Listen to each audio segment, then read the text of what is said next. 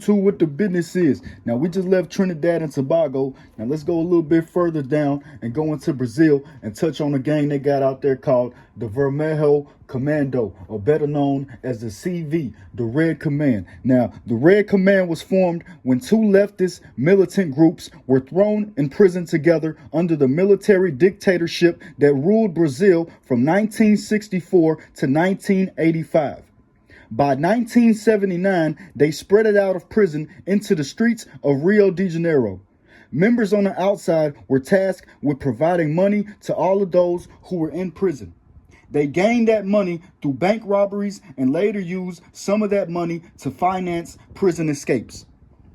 They war with almost every other gang in Brazil, but their biggest rivals, who for decades have left thousands dead, is with another large gang called TC, or better known as Third Command. Since the 1980s, the CV gang, or Red Command, has worked with numerous Colombian cartels. Their members are in the thousands, and the youngest member being young as 5 years old and has probably already killed somebody.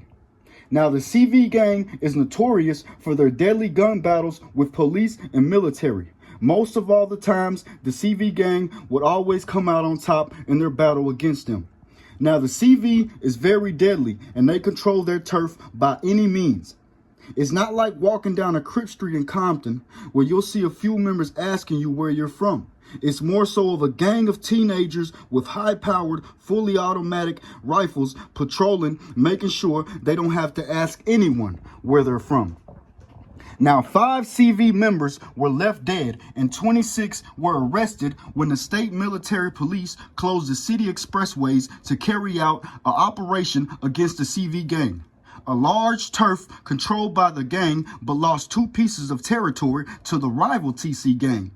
You know, the operation started when police stopped heavily armed CV members from invading a TC gang turf. Trust me, they probably saved 30 lives by doing that too. Now, on April Fool's Day of 2011, a notorious CV leader was executed in Paraguay. His murder was ordered by a younger CV member who felt he was a better fit as the leader. Now, a 17-year-old Brazilian girl went to social media to make a post saying, "I came here to say goodbye to everyone. I will die shortly." She knew she was going to be killed because she owed a serious CV gang member 460 euros. She also wrote saying that the CV gang will send a location of where to find her body after the murder. Now, that's real cold. Rest in peace to her. Now, a deadly police raid for the hunt of the CV gang that left 21 dead on May 24th of 2022. Now, this only comes a year after the police killed 28 people on a previous hunt that targeted and killed members of the CV gang. Police members and military members were also killed within those battles, as well as innocent people, innocent bystanders, and innocent people who lived in the neighborhoods and had no parts within those gangs, as well as a pregnant woman who was gunned down. You know, now that gunfire started at 4 a.m. and it lasted a little past afternoon. You know what I'm saying? Now talk about a shootout, man. You know what I'm saying? That should tell y'all how many members and guns the CV gang had. Now, the deadly war between CV and PCC led to a 21-year-old PCC member being strangled to death. They ambushed him to get to him. They were told to kill him with their hands. Now, a gruesome and crazy murder of a young uncle and nephew who were killed after they were caught shoplifting at a supermarket. You know, the supermarket was under extortion by the CV gang. So instead of coming up with a few euros, short, they handed the shoplifters over to be killed by the CV gang who controlled the supermarket. You know what I'm saying? Now, that's crazy. Now, they were killed for stealing 4 trays of meat. Whew. Rest in peace to them, man. Now, Seaside Freddy, who was a notorious kingpin and leader of the CV gang, who was given 320 years, walked after doing 9 months in prison. He was out because he bribed higher-ups in the prison system with $500,000. And that $500,000 was meant about $250,000. It was worth about $250,000 back then. Now, while he was in jail, he got a hold to the prison's keys and some guns. And he and his crew walked past 6 security guard officers like it was nothing. And they did all that to kill 4 of their rivals. Now, a 72-year-old and her 10-year-old grandson were left with no choice but to hit the floor when a gun battle between the police and CV gang broke out. She was later found dead along with her grandson just moments. She was found along dead with her grandson after the commotion had stopped. And just moments before that, another person was alerted through text messages about that same gun battle. That person who was alerted then went outside to see about the gun battle. She was struck and killed by gunfire.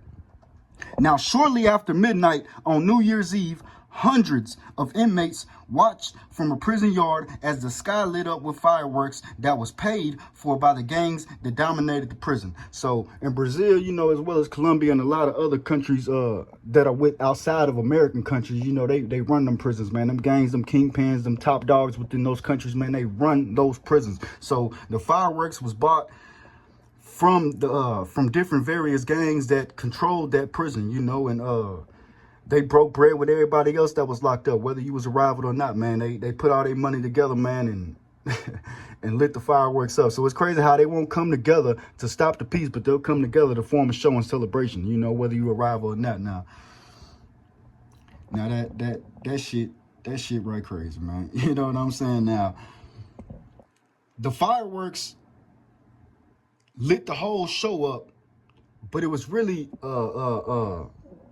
it was really blinding the guards to what was really about to take place. Now some inmates were even chilling and celebrating with their wives and girlfriends, but then something strange happened. You know what I'm saying? The inmates asked all of their guests to leave immediately. The guards then knew something was up.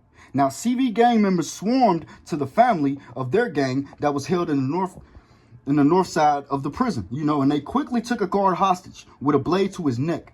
The plan was to kill every member of the PCC gang that was held in that prison.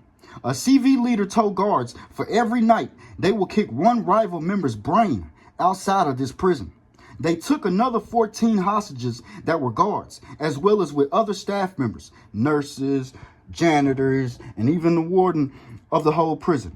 You know what I'm saying? Now, they instantly killed a former policeman who was jailed for killing one of their own. They couldn't get to him because the lock was too hard for them to break the lock. So what did they do instead? They lit things on fire and threw it into his cell, burning him alive. Now 39 heads were found in numerous cells scattered throughout the jail cells and the different tiers within that prison after the aftermath of all of this. And 57 prisoners and guards were killed. Most of them were rivals.